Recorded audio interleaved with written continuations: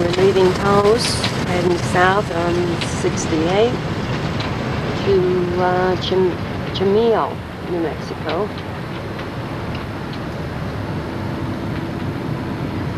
The bridge over there is, what's the name of it? What's that? The mountain range over there? Well, it's Los Alamos.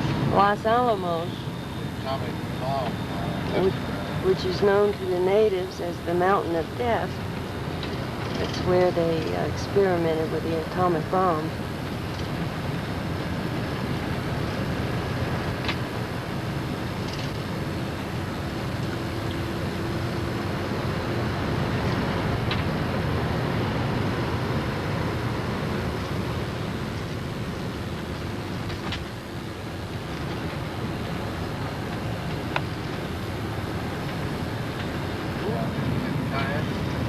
Oh, yes.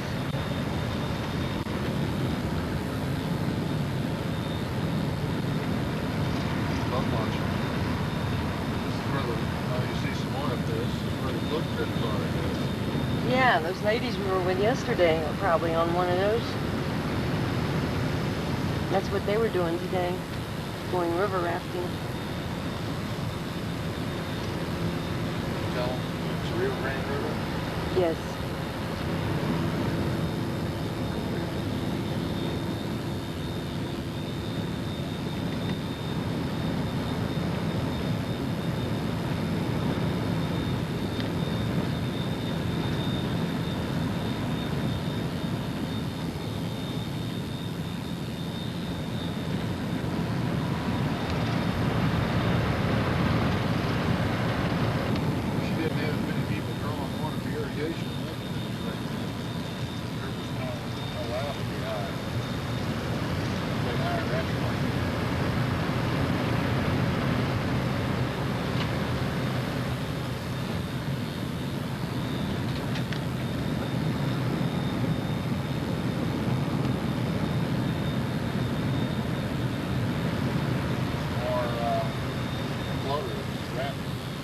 Big cocktail bottle.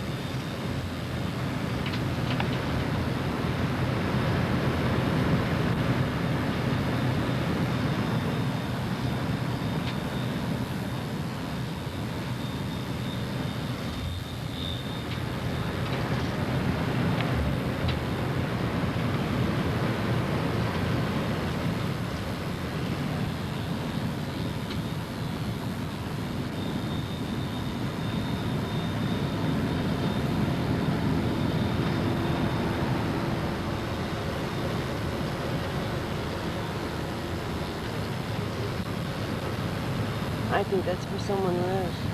Looks like there's more water in the river down here.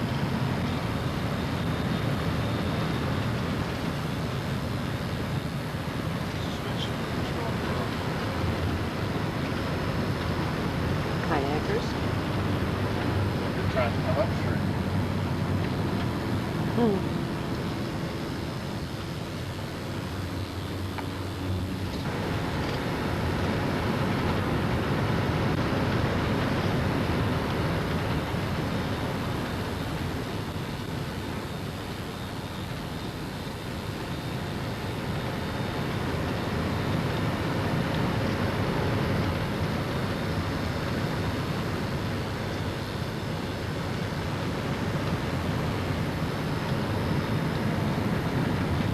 Traffic's going north. Some of the paper this morning, there's some kind of big arc that shows that house. Oh, yes, that's that pamphlet that the tour guide gave us yesterday.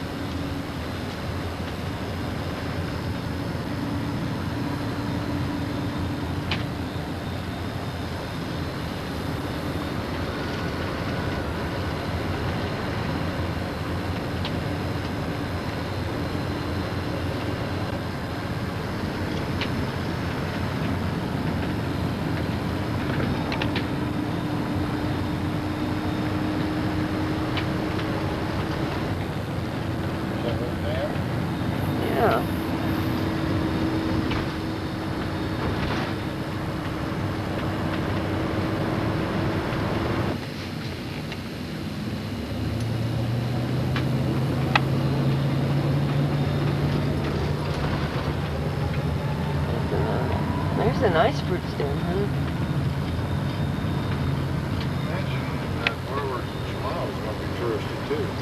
Well, it is. That's why I wanted to stop at some places either before or after. Oh.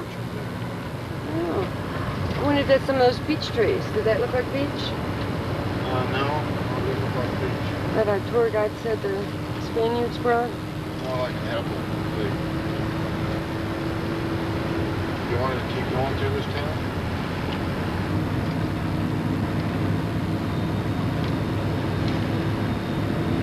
Over there, that's the Los Alamos Range.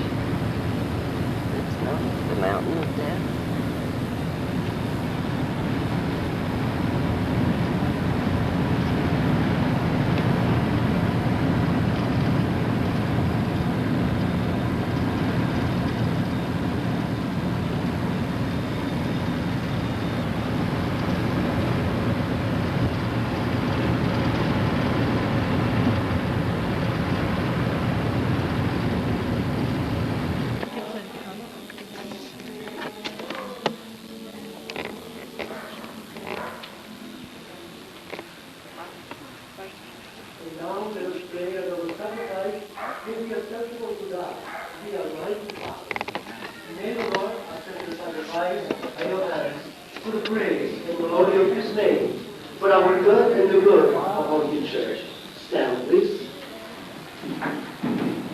Lord, we honor the memory of the mother of your Son, Jesus.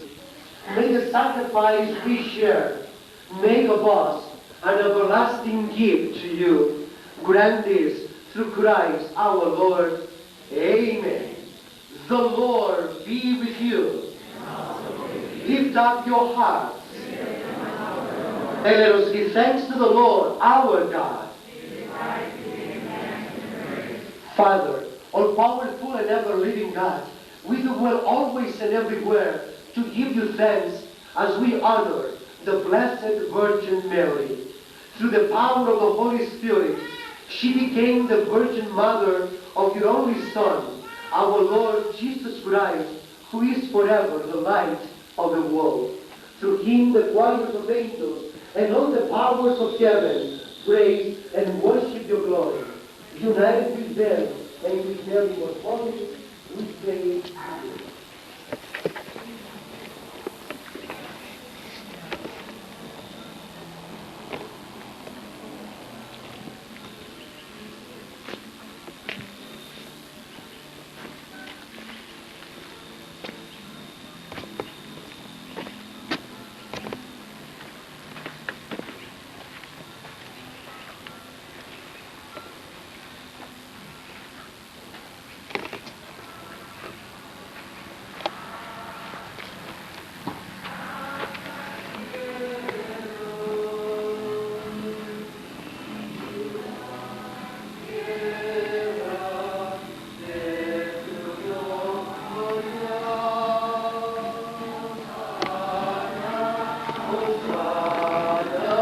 Wouldn't come in with me because there's signs posted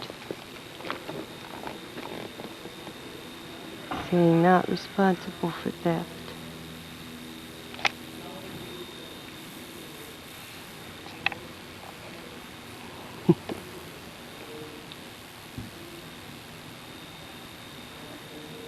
This sanctuary is supposed to have healing powers.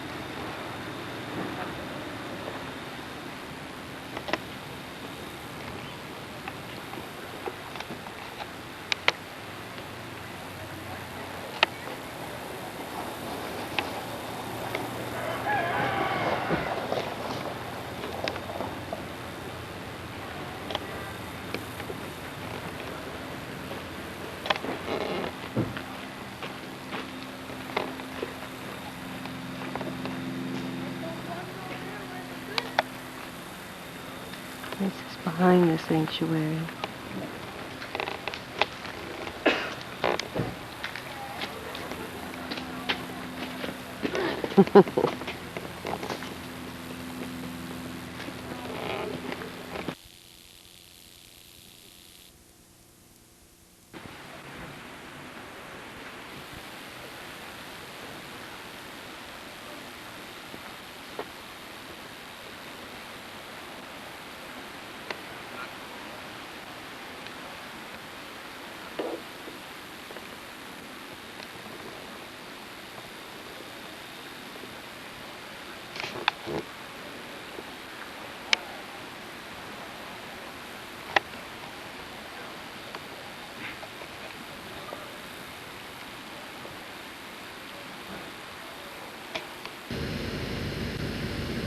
Oh, until the 20s.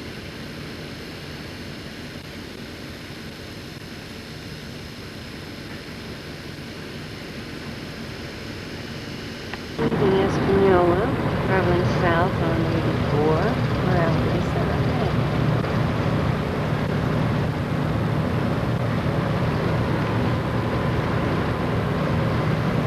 We're gonna go tonight.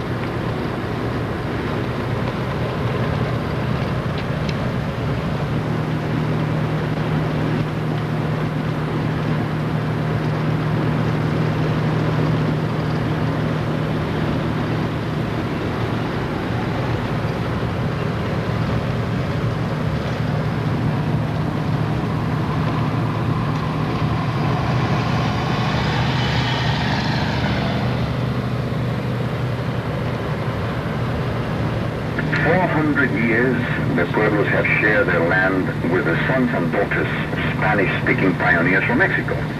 These Hispanic pobladores built their adobe villages beside the pueblos and in scores of irrigable valleys throughout the mountains on either side of the Rio Grande.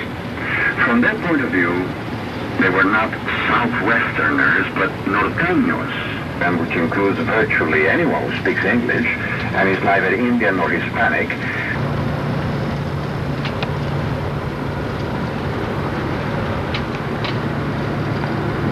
Is there any way?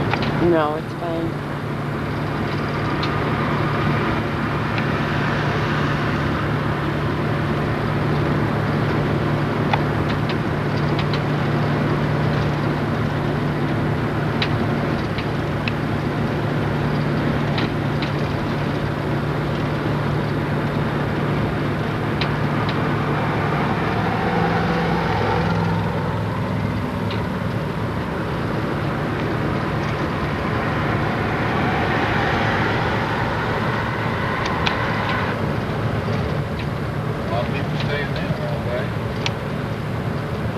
To a campground?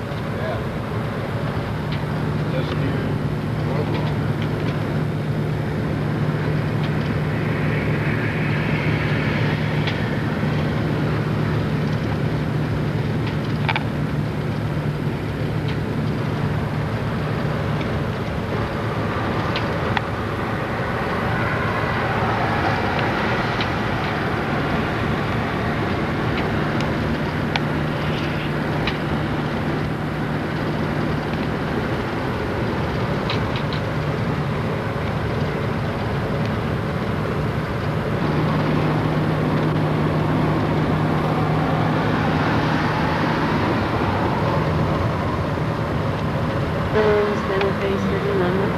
elevation is 7,000 feet.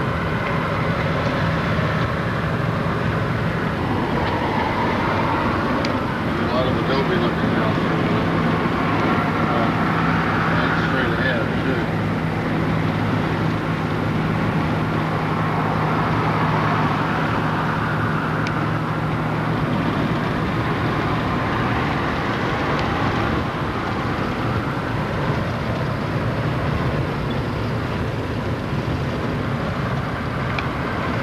So we don't go downtown, huh? No. See, we have a fork up here. The right goes to the interstate, left goes to downtown. So, which do we want? My name's Monty, and I'll be your tour guide and driver and interpreter and things today. And what we're going to be exploring here is what we call the Core Historic District of downtown Santa Fe. All of our major landmarks and museums in our Plaza District. And then we'll head out south and east a ways. We'll go up in altitude a little bit. Perhaps you folks know that we have 160 art galleries in this city, and about 90 of them are clustered on one stretch called Canyon Road, along with some interesting restaurants. So we'll head up Canyon Road. Also at the top of that neighborhood is a beautiful cathedral called Cristo Rey. We'll stop there briefly. And then another cluster of museums out that way. We have 6 major museums in our city complex, and we'll try to point out all of them and at least introduce them to you. Then we'll head down the old Santa Fe Trail, the old wagon trade route from the 19th century, and back through state government here and back in. So we'll be out about an hour and 15 minutes. I don't know if you had a chance to look at your history book before you got to the city. Perhaps you know that we're the oldest capital city in North America here. We were founded in 1610 by Spanish colonists, and after 1821 we were a Mexican territory when Mexico achieved its independence. We were briefly occupied during the Civil War by Confederate troops. A Confederate militia came through the city and took the city without firing a shot, raised their flag at our Palace of the Governors, and then finally became an American territory and a state in 1912. So we're one of the oldest territories and one of the newer states to join the Union. I'll give you a quick summary later. Oh, okay, good morning. And then, so we're the only North American city that's operated under 4 different governments. We've had 4 different flags flying in our Palace of the Governors at various times.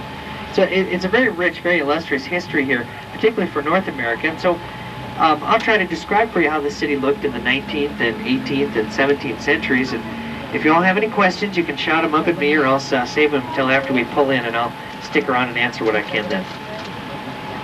So, derives its name from an order of nuns, the Sisters of Loretto, that came to this city in the 1850s as missionaries, and they were led here by our most famous cleric in this region, a French bishop, a bishop named Jean-Baptiste Lémy. And here on the hotel property, Bishop Lémy built a convent and a girls' convent school and a boys' Catholic school. And the chapel for the convent school is still standing. It's coming up there on our right. It's called the Loretto, or the Our Lady of Light Chapel. And it's a Gothic-style structure from the 1870s.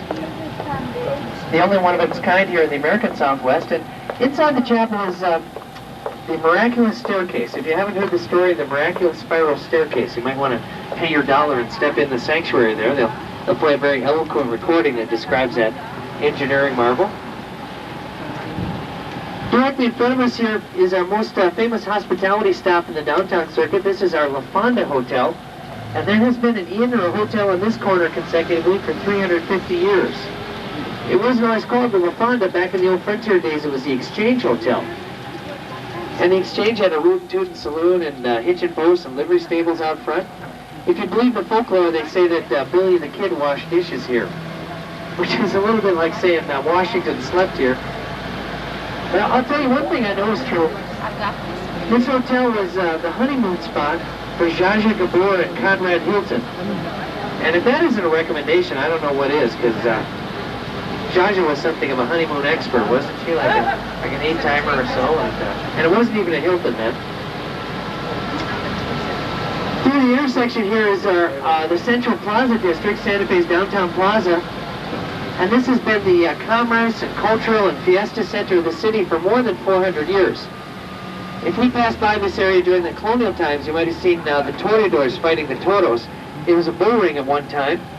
This was also the scene of 2 very famous pitched battles during our Pueblo Indian Revolt, the famous Indian Revolt of the 1680s. Nowadays, nearly all of our major city festivals and festivals emanate from down here. We'll seal off these streets oftentimes during the summer for food booths and retailing and such. I mentioned we're founded here by the Spaniards in 1610, and the first building that they built when they arrived in the city is directly in front of us here. This is our Casas Reales, or the Palace of the Governors, and it is the oldest federal building in North America. It dates back, as I said, to 1610. It didn't always look like this. It used to look a lot more like a fortress back then, with turrets and parapets up on the rooftops and a wall around the whole compound.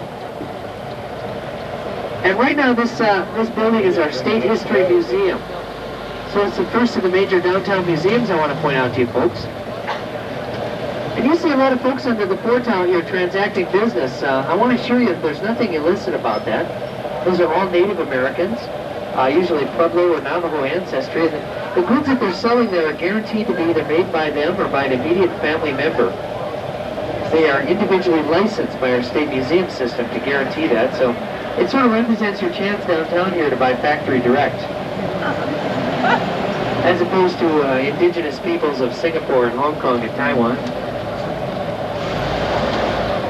The second of the major downtown museums I want to point out is, go ahead. This is on the corner here with the standing clock is our Fine Arts Museum, the New Mexico Museum of Fine Arts. And we had an artistic renaissance in this region in the 1920s. A lot of artists came up north of here. You might have heard of a woman up near Abiquiu named Georgia O'Keeffe. Her husband was photographer Alfred Stieglitz. They were sort of the vanguard of the artistic movement out here, and you'll find their work on display here, as well as a group called the Taos Society of Arts, the Taos Moderns, and a group from town here called Los Cinco Pintores, or the Five Painters.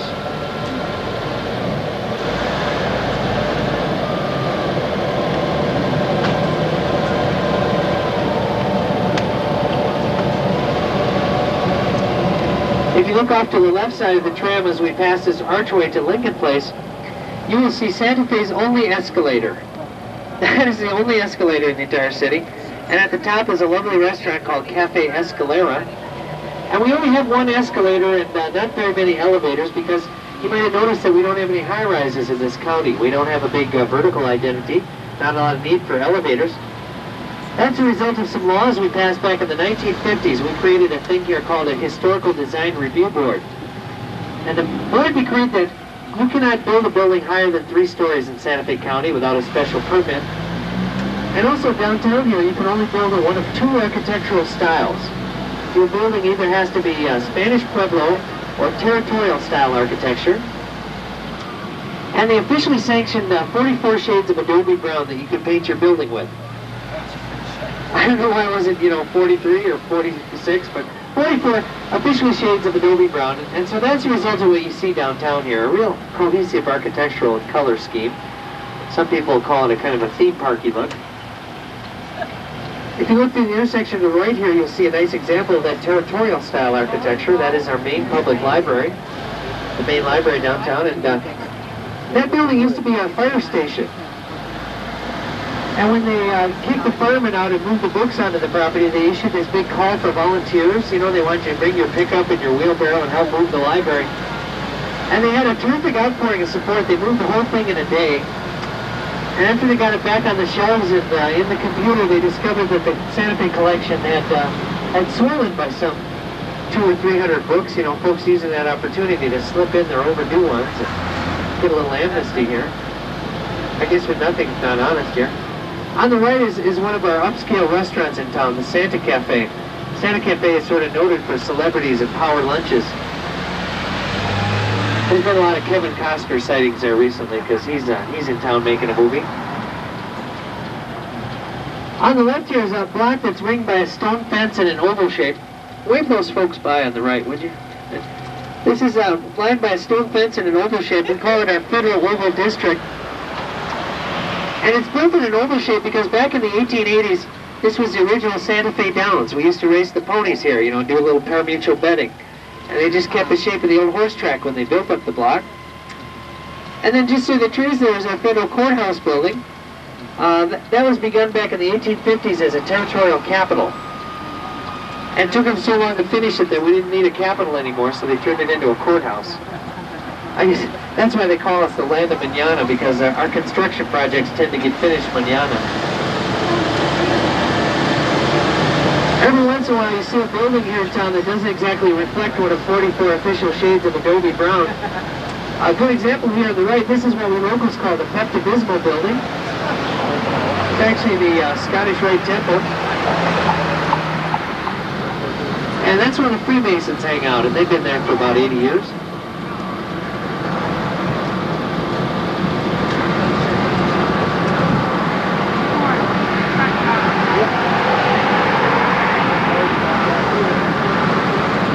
You see a lot of public sculpture and prominent artwork on our public lands and parklands in the city. And that's because we have so many artists in our population, but also a lot of them are working with public funds. And one of the most prominent examples of that is here on the left. This is a bronze piece of sculpture here in the Oval District that depicts the founder of Santa Fe. His name was Don Pedro de Peralta. And he led the first Franciscan friars and settlers up here in 1610. And this is done by a local artist here in town named Dave McGeary. And I am told that that sculpture is authentic in every detail of a Spanish conquistador of the period. Every detail, I guess, except that if he's founding Santa Fe, he's sort of pointing the wrong direction. He's kind of pointing out of town there, but we'll forgive him.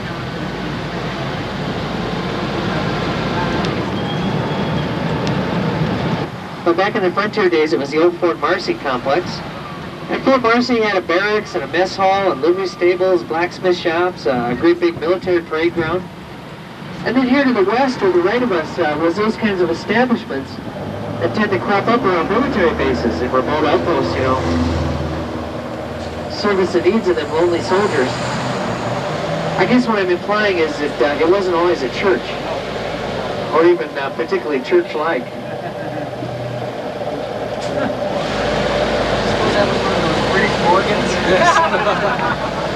A little bit of architecture. I mentioned to the left of us, or to the east, was that old Fort Marcy district, and the only building still standing from that time is this house here, just beyond the picket fence. This was the old officers' quarters and officers' club of the fort. And it didn't always look like this. Those downtown requirements made it go adobe a while ago. It used to look a lot more like a Mississippi River-style Victorian house, one of those revival-style homes.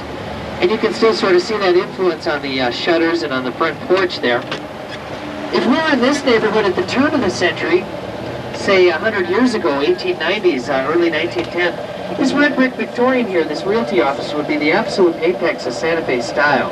That would be the kind of mansion that you would build if you could afford to ship all the material out on the train.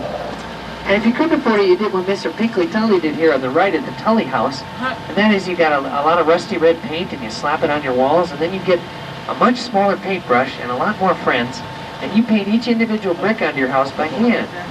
That's not a brick house you're looking at there. That's an adobe house, painted, fabricated brick. And there were about 20 of those that did that in the neighborhood here at the turn of the century. We locals call that faking Santa Fe style. And there's still a whole lot of us faking Santa Fe style, particularly in clothing. We locals joke, you know, that you need to get these catalogs from out east from folks like Perry Ellis and Ralph Lauren. Figure out what Santa Fe style is, you know, what you're supposed to be wearing.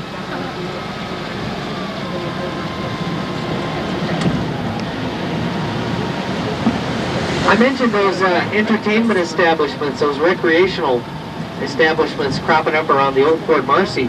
One of them is still standing, it's still operational. If you look through the intersection here, coming up on the right as we turn is the Palace Restaurant and the Palace Bar. And back in the frontier days, the ground floor here of the Palace was a gin joint and a billiard hall and a fandango parlor kind of place. And then the second floor here was one of those optional recreational facilities, you know, one of those enlisted men off limits kind of facilities. And they had a lot of artwork upstairs. They had a lot of paintings depicting women in stages of undress. And the present management has taken all those paintings down now and put them in the dining room for your edification. And I know that groups like the Rotarians and the Lions Club all seem to meet there about once a week for lunch. And I wonder if it's the food. Could be the artwork, but it's probably the food. We have, as I mentioned, 160 art galleries in Santa Fe, and one of the more interesting gallery entrepreneurs, people that operate one in town, is here on the left, the Ray Tracy Galleries. Ray Tracy is a full-blooded Navajo, and he's a jewelry artist, a jewelry designer. And he's a relatively young man. I think he's younger than 40, but he used to be a movie actor. He used to be off in Hollywood acting in movies, playing those kinds of parts, you know, where you get shot off your horse by Kevin Costner and taking scalps and whooping it up and things.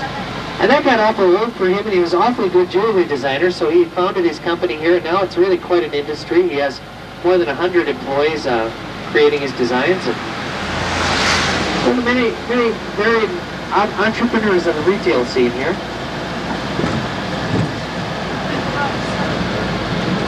days unlimited access, 4 museums, 5 1/4. It's the best artistic bargain in the city. Here on the right, in the center of the plaza, you'll see an obelisk, a monument, and we call that our Soldiers' Memorial. And that's dedicated to that period when we were occupied here by Confederate forces. I mentioned that this Confederate militia from Texas came through the city and took us in March of 1862 without firing a shot. And so that's what that monument is dedicated to in the center of the plaza. The Battle of Glorieta Pass. Wind River Trading Company here on the right, I want to point out, they probably have the largest selection or the largest inventory of Indian folk art in the city and probably in the region. Very good place to buy authentic folk arts here. Guaranteed not to be made by cultures in the South Pacific. There's a beautifully preserved strip here on our left from the 19th century. And this brown section, the section with the brown portal in front of us, is a place called Sena Plaza. And Sena Plaza dates back to the 1880s. That is actually a single residence. That is one 33-room house with a large central courtyard. And it was built by a fellow here in town named Jose Senya. Mr. Senya and his wife had 22 kids. So they needed a house with 33 rooms and a big central courtyard. But finally, the third of the major downtown museums is right here on our right. This is our Institute of American Indian Arts Museum, and that's affiliated with a very prestigious art school here in Santa Fe. The Institute has graduated Native American artists for about 80 years, and the collection here, they'll have a permanent collection, but also a rotating display of work by their graduates at the Institute.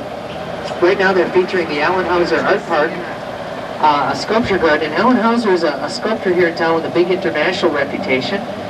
He was awarded the Medal of Arts from President Bush a couple years back. That's the highest civilian honor that an artist can receive from the federal government, other than, of course, a tax refund. I mentioned that French bishop, Bishop Jean-Baptiste Lémy, he left a lot of landmarks to his memory here in the city, but the most prominent one is here on our left. This is our St. Francis Cathedral. And you folks who've been to Europe will find this architecture very familiar. This is Romanesque cathedral style from France. Also found, of course, in England, Germany, France, Belgium, Spain. Those great European cathedrals will usually have twin spires on the bell towers. They'll have these conical spires that go up, say, another 80 feet or so. And initially, the St. Francis was designed to have those spires as well. But they built it with sandstone. It is sandstone construction, and they discovered that the stone would not support the weight. So essentially it's a cathedral begun in about 1869 and never entirely finished. Although they do, celebrate Mass there and a lot of special events like You're mentioning Allen Hauser and those people at the Art Institute like George O'Keeffe and the Taos Moderns. As I mentioned, in a city of 160 different art galleries, about 90 of them are clustered here along Canyon Road. At places like Mabel's Cat House, cat motif, I guess. This is really a terrific walking street, folks. I encourage you to get back up here walking. And when you do, keep in mind that there's no cover charge to get into these galleries. They don't have a dress code. And you don't have to flash in your Visa Gold Card or anything to get in. And also keep in mind that the buildings or the property that you're looking at up here were predated the gallery scene by as much as 3 centuries. It's really a very old street. Example here on the left, the Manuel Delgado House is what they call a plain-style territorial house. Here on the right, the Linda Durham Gallery used to be the first children's road school in this neighborhood back at the turn of the century. This is one of the many buildings up here that's on the National Register.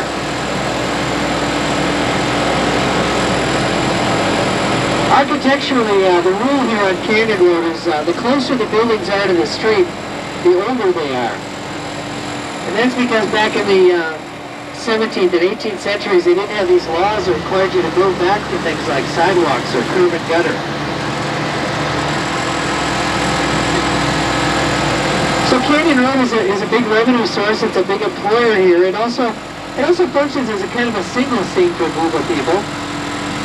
And what I mean by that is if you're single in Santa Fe, and say you can't afford a cover charge to a bar or a membership to a ritzy health club, All you gotta do is look in the newspaper on a Friday or a Saturday and find yourself one of these gala public art openings where they serve up the free Doritos and the watered down jug wine, you know. And you come on up and put on your good cowboy boots and your blazer and just sort of ask people what their astrological sign is. It's kind of a way of life for some folks. Of course, I'm married, so I come up and eat the Doritos and look at the art. Some folks actually look at the art.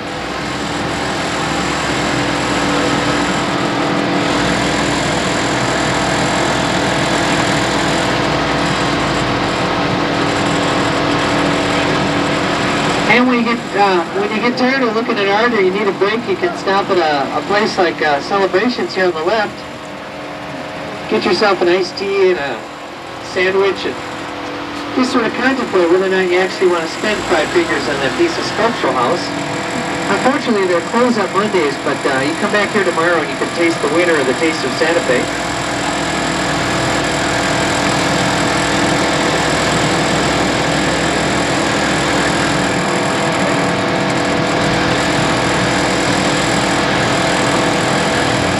If you want to save yourself some steps and drive your car up here, you can park it here on the left at the municipal lot. They'll charge you, but they won't tow you.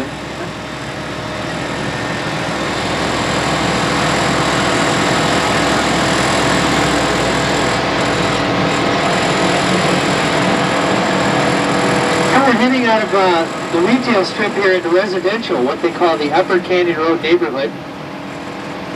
You may see some homes along here that look kind of ramshackle, what the Californians might call fixer-uppers. But I assure you, they're quite valuable. Excuse us, pardon us. It's very prestigious in Santa Fe to have a Canyon Road address. So even though the house may look like a Quonset hut, the property it's on is worth a fortune. And that's becoming more and more true of a lot of Santa Fe property. We are in at least our 10th year here of a very boom real estate market. And you find that as you go up in altitude, you go up in prestige. And we're moving up in both altitude and prestige very rapidly here.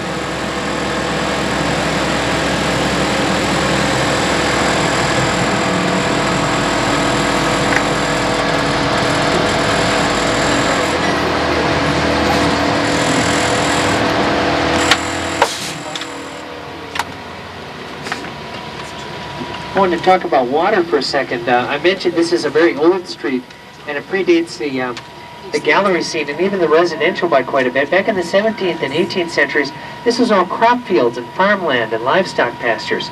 And those farmers had to irrigate, so they tapped the streams in the canyons up above us here and create these drainage systems like you see on the lower left and also on the right side of the tram. That's what we call in Spanish an acequia. And that is part of the oldest irrigation system in North America right there. That would be comparable to like the Roman aqueducts in Europe. Here in the adobe wall to our left you see a blanket symbol, and that's not just some piece of random graffiti, but it's actually a welcoming sign from about 300 years ago. If you know anything about water rights in the desert, you know that if you filled your canteen or water your horse in the wrong place, you might get shot. And so what the blanket says is you're welcome to fill your canteen or water your horse here in the acequia, and we won't shoot you. Sort of hospitality from the 18th century. Here on the left, this door frame was installed in that house, obviously back when the level of the road was about 1.5 feet lower than it is now. There's been a lot of successive generations of repaving here. One of the architectural flourishes up here that I like you to pay particular attention to are these doorways or these gates on the adobe walls. Those date back to the Spanish colonial influence here in town, and even to the Moorish influence in Spain. But of course nowadays when people install them on their homes, they try to antique them and age them up as much as they can. Beat them up with a peen hammer and put on antique hardware and try to make them look as much like a castle door as they can. Oops, starting a little rough there. Sometimes they manifest not just as a door, but kind of a window, or what we call a nicho in the wall. Here on the left is an example of a nicho.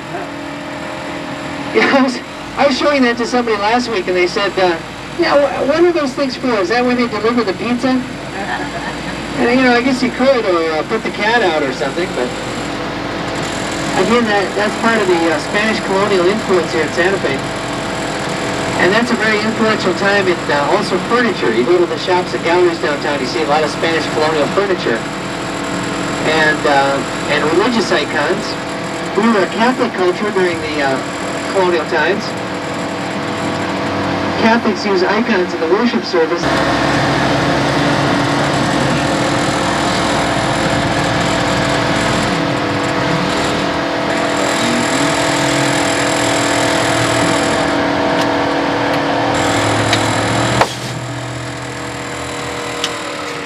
Here on our right is the most prominent example of Spanish colonial architecture in the city. This is the Cristo Rey Church, the Christ the King Catholic Church.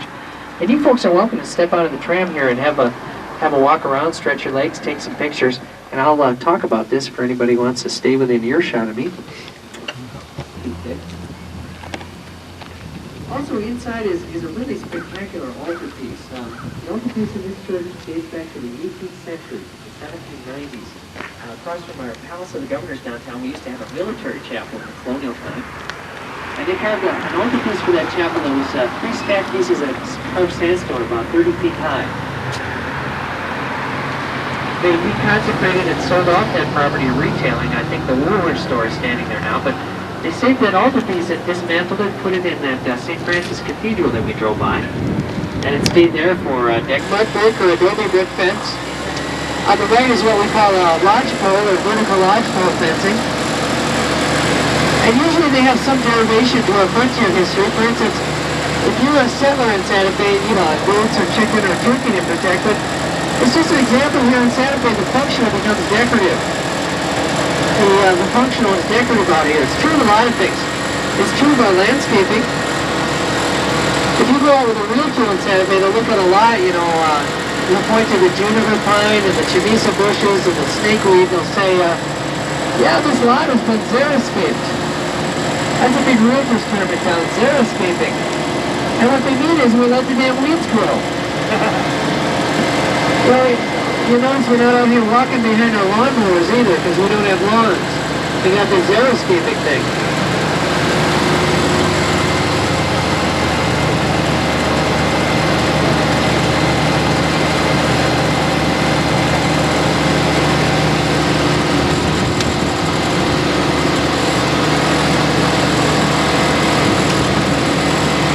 Seven-figure or million-dollar homes, partly because of the location.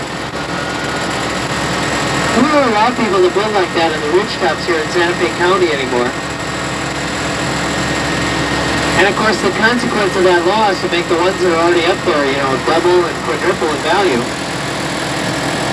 So this is definitely a high-value, high-profile sort of neighborhood. We were talking about celebrities a little earlier. This is Carol Burnett's neighborhood. Also, Ted Danson from Cheers. Ally McGraw. Cher lives up this way. Gene Hackman. And Shirley MacLaine bought about 35 acres in this canyon just to the left of us. It's called Wilderness Gate. And actually Shirley is a really good fit with the local philosophy.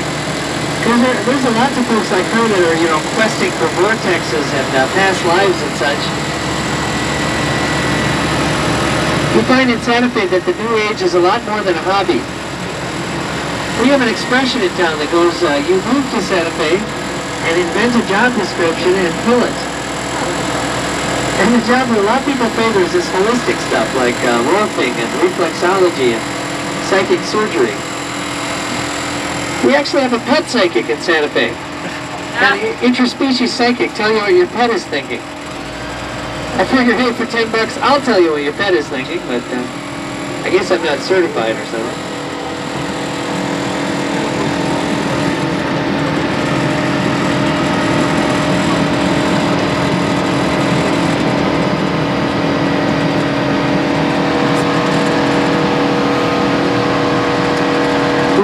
Three major colleges in town, and the most prestigious is here on the left. This is St. John's College. It's a lovely campus kind of nestled here at the foot of Sun Mountain. And incidentally, this was designed by the same architect that did the church that we just stopped at. The Cristo Rey and the St. John's are are both John Valmeen designs. And it's an interesting school. It's a sister campus of the very old school out in Annapolis, Maryland, and novelists and historians. And also the professors here are generalists. At St. John's, the same professor who teaches your chemistry might also teach your music composition or your fencing class. So I guess they earn their salary.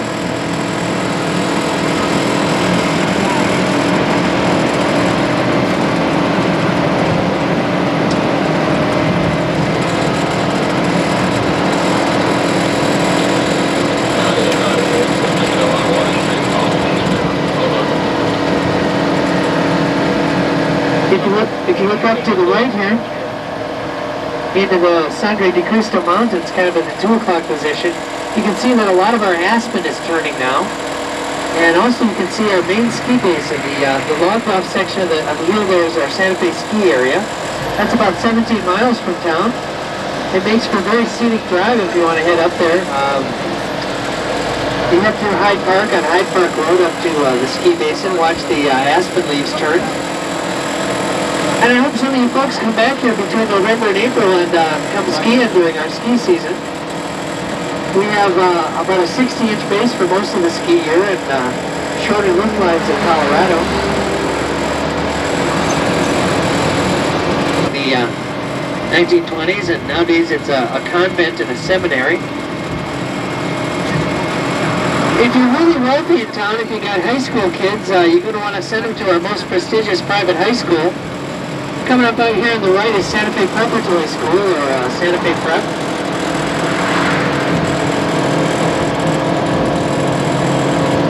Out on the ball field at Santa Fe Prep, they play field hockey and varsity lacrosse. William Becknell.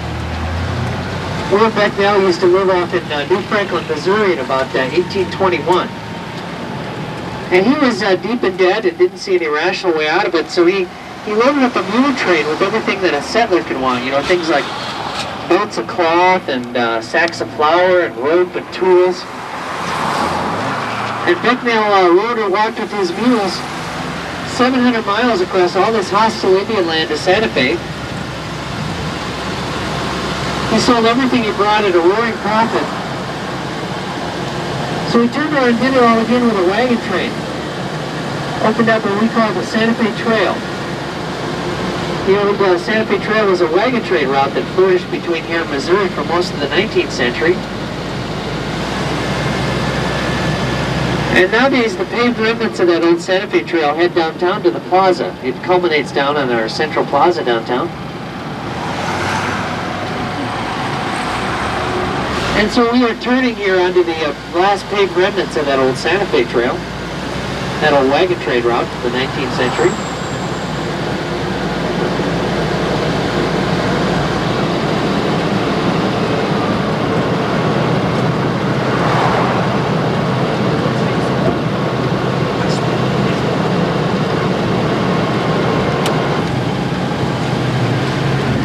If you look out to the right, to the south here, we have kind of a nice vantage on the southern horizon. That very tallest mountain range you see out there is called the Sandias. And if you came up from Albuquerque, you know the town of Albuquerque is kind of pushed up on the other side of those Sandias. These foothills here in the foreground are called the Cerrillos. And we got the town of Cerrillos in there. There's also a little movie village, a little western movie set. And they've been working for about 4 months there with Kevin Costner and a cast of thousands doing that big Wyatt Earp epic. And I think every unemployed actor in Santa Fe had a part in the Wyatt Earp movie.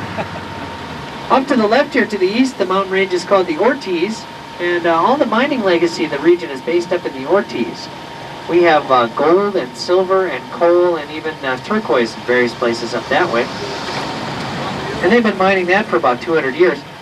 If you folks are out car touring and you want to head south, an interesting way to go is called the Turquoise Trail. It's sort of like the slow road to Albuquerque. To be 400 or 500 years old and not really get any bigger than that. Piñon produces a really sweet burning fireplace log. Piñon smoke is almost like incense. If you walk up Canyon Road tonight about sunset, you'll smell a lot of piñon smoke. And also they produce a delicious nut. Every 3 years or so we get a bumper crop of piñon nuts. You can roast them up and sell them for about $9 a pound.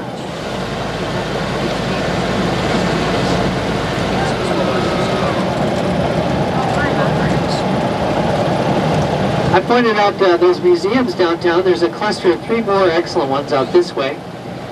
Down the road to the right is the Wheelwright Museum in the American Indian. To the left here is the Museum of Indian Arts and Culture. And then directly ahead is our International Folk Art Museum.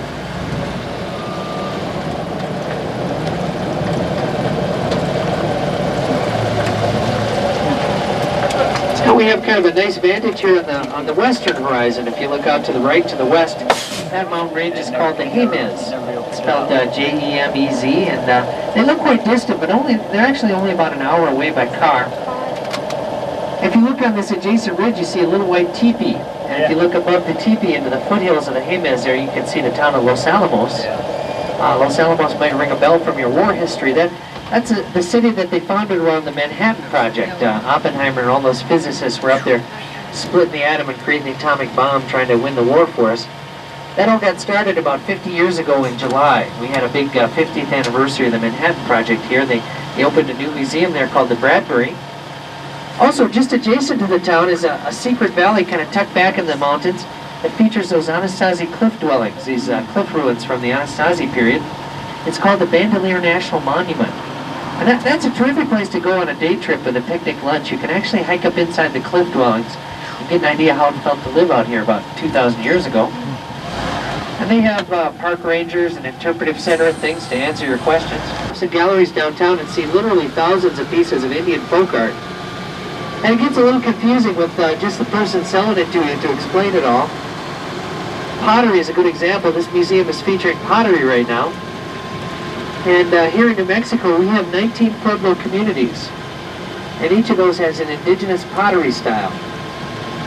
And it's fascinating to see how all those styles evolved and how they used different color and pigments in their decoration of the pots. And also you get an idea what you like, you know, what might fit your decor at home, what you might like to buy.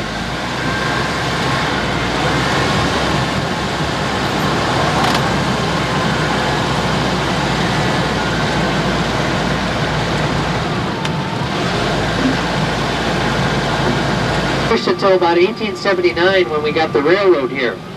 We got the Atchison, Topeka, and the Santa Fe Rail, and it made the wagon trains obsolete. But at the peak of the Santa Fe Trail, they're coming across with these ox carts that could carry 3,200 pounds of goods. And when you got a cart that heavy, you need a team of 8 oxen to tow it. And when you got a team of 8 oxen, you need 8 more as a backup, so it'd be 16 oxen per wagon. And you can see this isn't exactly ideal grazing land. Those 16 oxen would pretty much devour everything in their path. To the point where if you get up on a promontory east of town and look out to the southeast, you can still make out where those caravans passed over the desert here. Because the landscape really doesn't heal all that much in 120, 150 years.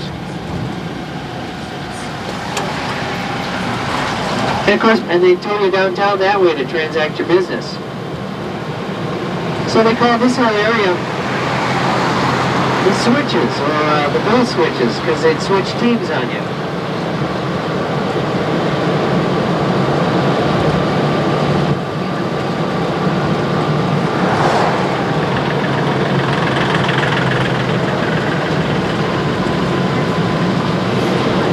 Of course, after the advent of the train, you saw a whole different class of Western migration out this way. You didn't have to be such an Indian fighting frontier sort to come out on the train.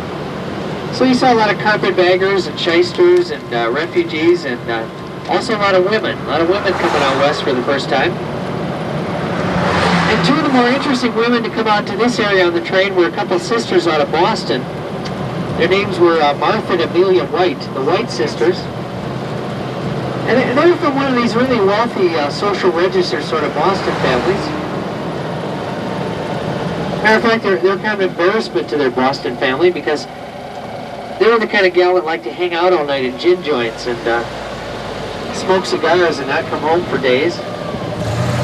Here's a park here on the right that's named after one of those sisters, the Amelia White Park. But anyway, they were kind of a scandalous pair of sisters, so one day their siblings got together and they said, Martha and Amelia, here's a whole bunch of money. Why don't you all go out west and don't forget to write. Vaya con Dios, baby. So they $50,000 to $60,000 a quarter acre. So I guess everybody made out okay on that transaction. And you notice that Amelia got the park named after her and Mr. Garcia did.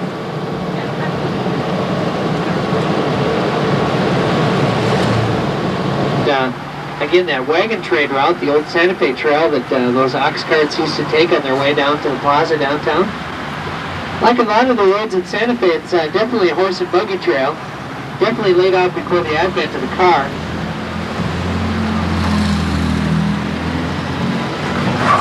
We find here in Santa Fe that we have a sort of inverse relationship between the quality of the road and the value of the real estate. The very wealthiest homes in Santa Fe usually have dirt roads leading to them.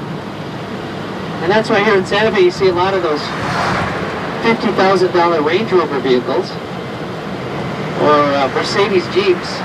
I didn't even know Mercedes made a Jeep before I lived here, but they do, and folks here buy them.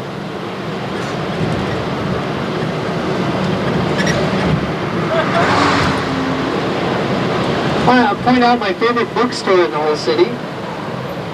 Coming up here on the right is Old Santa Fe Trail Books and Coffee House with the clock in the front yard. And out back they have a lovely bistro there where they serve cheese Danish and cappuccino, and you can sit around and commiserate. And out front they got a terrific Southwestern collection of books and magazines. And if you'll permit me some really shameless self-promotion, they actually have one of my books for sale on the shelves there at Old Santa Fe Trail. It's a contemporary thriller, a novel that came out last April called Purgatory. And, you know, I don't want to twist your arm to buy it or anything, but just keep in mind that my child needs shoes. My car needs tires, you know, things like that. What's your last name? Last name is Mickelson with an M like Mexico. Monty Mickelson. It's published by St. Martin's Press. It's called Purgatory. About just what it says? I'm sorry? Is it about just the title? Not about the ski area, no. On the right here is New Mexico State Capitol, our state capitol building, a structure that we locals affectionately call the Roundhouse for obvious reasons. This capitol was built back in the about 1967, and they say that the legislators approved this design because they knew that they could run in perpetual circles and evade their constituents and never get cornered and have to answer for anything. And that's pretty much worked out for them. But it is the only Cuba-style territorial capital in the world. And it's a beautiful structure. They did about a $30 million renovation there in the last 3 years. Laid in all kinds of gorgeous cherry paneling and public art and things, so I beseech you to come back up and have a look inside the rotunda and have a tour of the Capitol.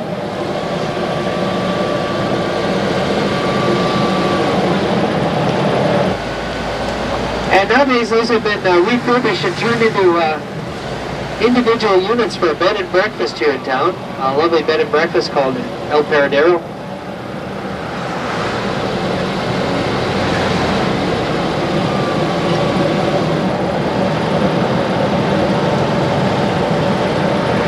I was saying how the Santa Fe Trail came to an end after we got our Atchison Topeka and the Santa Fe Rail in 1879. And actually, that's not entirely true. Actually, Albuquerque got the Atchison Topeka and the Santa Fe Rail in 1879.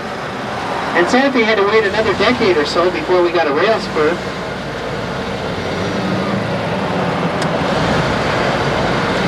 And it didn't come until it came south of here at Lamy Junction. It's about 15 miles south of town, for the Rio Grande to come actually downtown. Oh, here's my favorite tea party in the whole city. You know, these folks never wave back.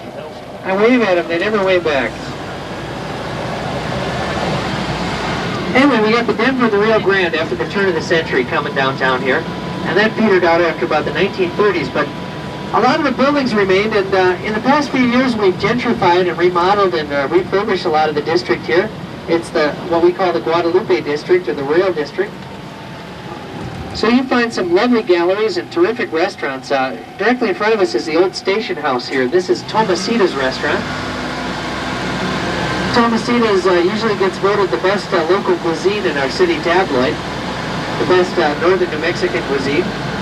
And it's also very cheap. I don't think any of the entrees there are more than $8. Sunday night. But a lot of excellent restaurants and, like I said, interesting shops. Surratt & Sons, Middle Eastern specialties. If you look to the left here on Montezuma, as we pass through the intersection of Montezuma, down to the left you'll find Sambusco Center. And Sambusco is a refurbished warehouse that has a lot of shops and galleries.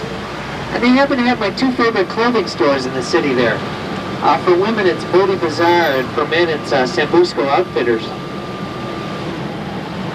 There's a brand new barbecue restaurant that opened in the city just here on the right next to this Magic Bus. It's called Cowgirl Hall of Fame. I haven't had a chance to eat there yet, but if you eat there, let me know how it is.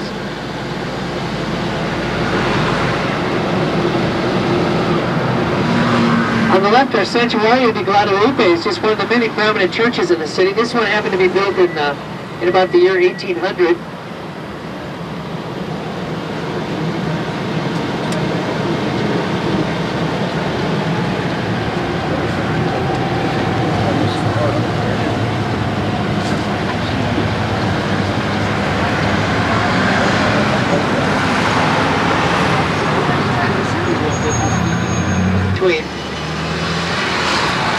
We seal off all our downtown plaza streets and put up something like 1,100 different crafts booths. And it attracts about 100,000 people to the city. So if you are coming, you need to reserve your hotel room early. We book about every hotel room for 100 miles around for Indian Market. In the middle of July, we have a very similar festival called Spanish Market that celebrates the Spanish colonial heritage with all those folk arts and crafts and foods that were popular here in the colonial time.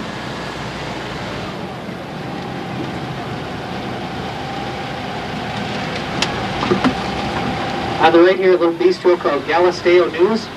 You can get your out-of-town newspaper, every magazine published on the planet. Sit around and have your cappuccino and your coffee, your espresso. One of the loveliest restaurants in the city is directly on the right here. On the second floor terrace is the Coyote Cafe. And the Coyote probably has the most terrific southwestern decor of any restaurant in the city. They do that Santa Fe style thing very beautifully there. And they have a lovely bar, a second floor alfresco dining area. Here on the right, the St. Francis Hotel is probably the most European continental sort of stop on the downtown circuit. Our friends from the UK will be interested. Every day at 3 o'clock they serve British-style tea at the St. Francis with finger sandwiches and scones and the whole bit. Little touch of England there.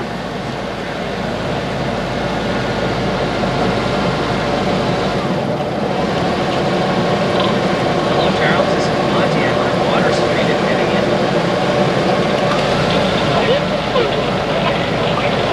On the left here, another one of those prominent bronze pieces. This is a sculpture by a local artist named Buck McCain. It's called, I don't know, The End of the Road or something. End of the Trail. There are 220 local restaurants here. It gets a little daunting trying to choose among them all. And I can help you out with that. I have some copies on board of the official restaurant and dining guide. And I'd be happy to pass those out after we stop. And I'll even make a recommendation or two. But once again, my name is Monty, and I sure appreciate your riding with us today on the Loretto line. If you enjoyed the tour, I hope you tell a friend, and if you enjoyed my commentary, I'll leave my hat here on the seat, and you can thank me in any way that you deem appropriate.